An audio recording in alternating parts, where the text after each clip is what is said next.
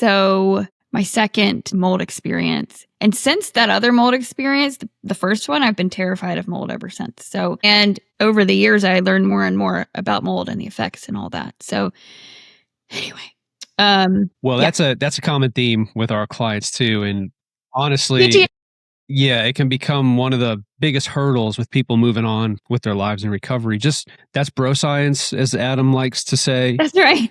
Just from the outside looking in and observing and dealing with a lot of people. But it seems like once they can get past that PTSD, they have a lot more success recovering and getting their health back. Yeah. I mean, it's an added stress layer. Part of the recovery process. It is. This is not a path that people enjoy traveling, especially from a mental standpoint, because it's not just physically taxing because you don't feel good.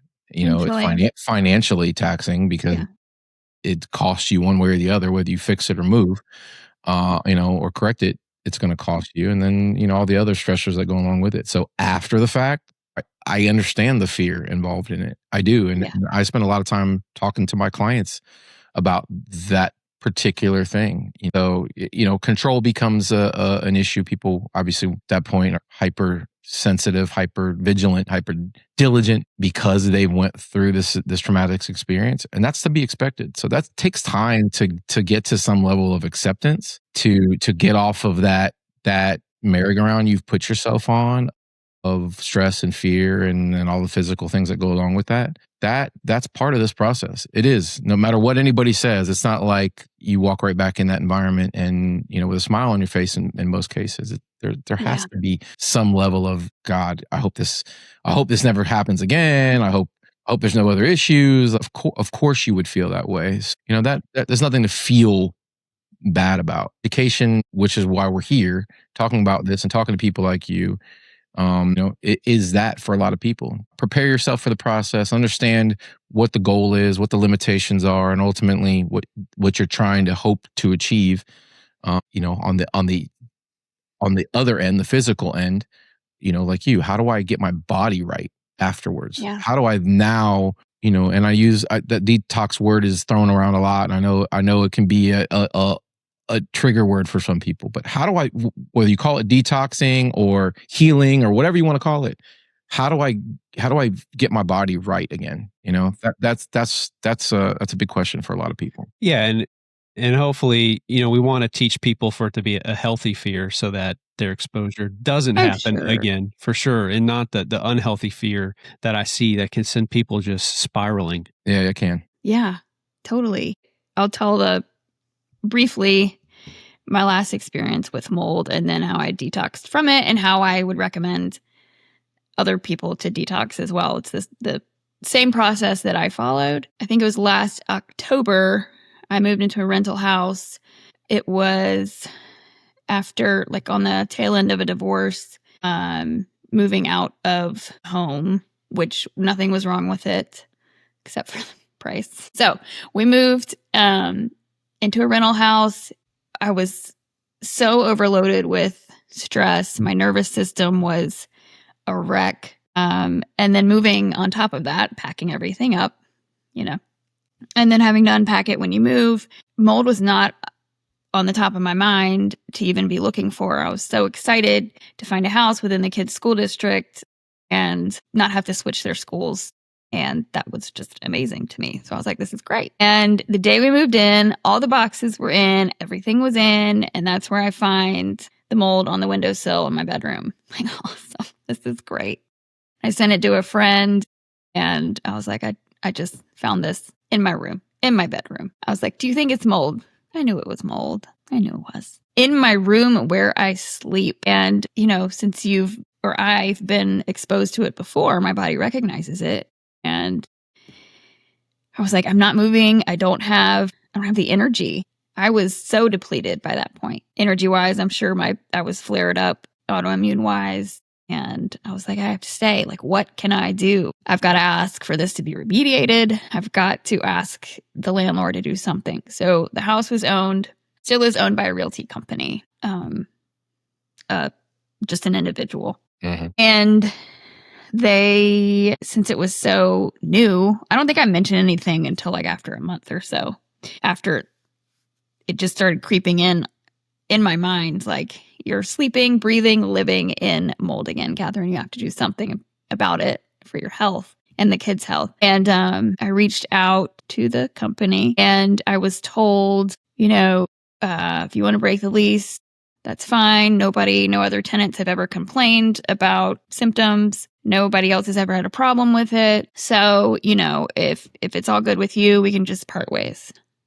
I'm like, I don't have anywhere else to go. That's always my favorite excuse, by the way. Nobody else has ever complained, so there's no way mold can be present in this house. Mm-hmm. Yep.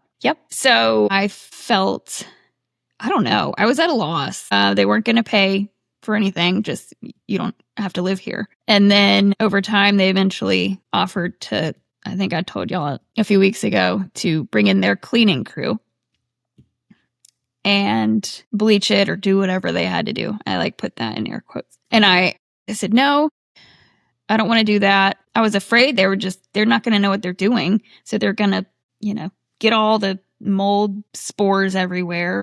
Cleaning crew is probably, Herbert, the handyman. We love you. Yes. We love you, handyman. We love you. Yeah.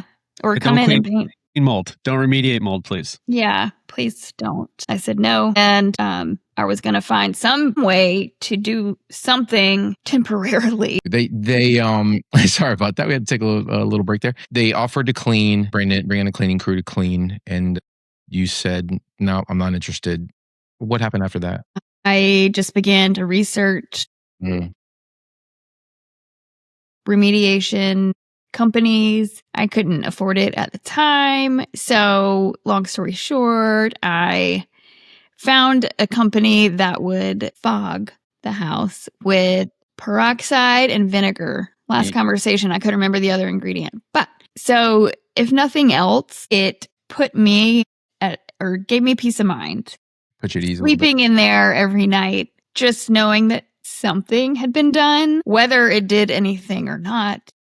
It didn't, to my knowledge. Looking back and realizing, wow, the entire 8 months that we lived there, I never felt well. I just got worse and worse and worse. And this was when I was out. No, not when I was out of the house. Anyway, I took a mycotoxin test and the doctor said, we've seen some pretty bad labs, but yours is pretty bad, the level of mold toxins that were in my body. So I sent it to the landlord, just the results, to say, see here, this is what's in my body from the house. And I also sent them results from somebody that came in and tested, I don't know. I think they did air tests like y'all had talked about in the other episode and, swabbed some things. So the results that came back from there, I also sent that to the landlord. And yeah, I just felt so terrible and it got in my head so much, just how much mold, it was everywhere. And I was like, we can't stay here. It's just, we can't. And so I was able to break the lease.